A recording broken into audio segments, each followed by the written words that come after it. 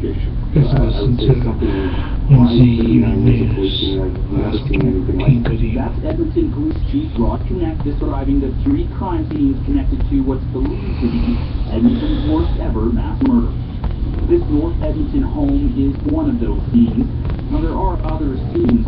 Oliver Liu runs a store 1 door down from the restaurant where the body of Fu Lam was found. I'm just totally stunned by it, to tell you the truth. CBC News has learned that Lam is the man police believe is responsible for these murders. His former common-law spouse owns the restaurant where he was found dead. Police say he committed suicide. There is a 3rd scene connected to these killings. Police have identified 37-year-old Cindy Duong as the woman killed there. Investigators say autopsies will be conducted on all 8 victims and Lam tomorrow. Aaron Collins, CBC News, Edmonton. Rescue crews in Indonesia are hoping soon to begin another day of recovery. The salvage effort was abandoned because of bad weather. A few bodies have already been brought ashore for autopsies. The CBC's Jeff Semple has the latest. The first bodies recovered from the AirAsia crash arrived back on land. Of the 162 people on board, 7 bodies have been found so far off the coast of Borneo Island.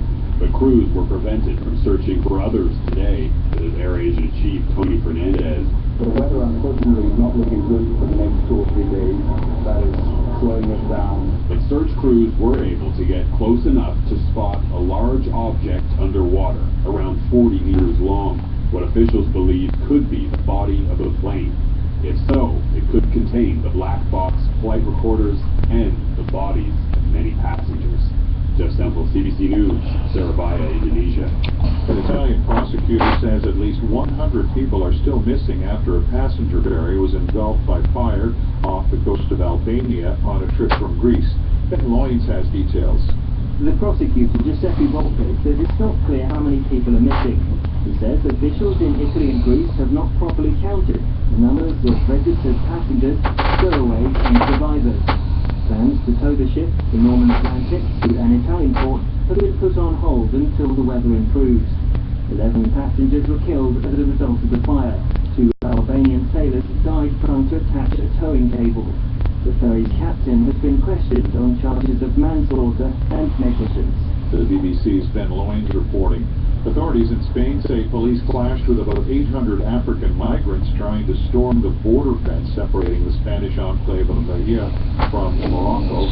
54 migrants were able to cross into Spanish territory today. 2 officers were treated for injuries trying to stop them.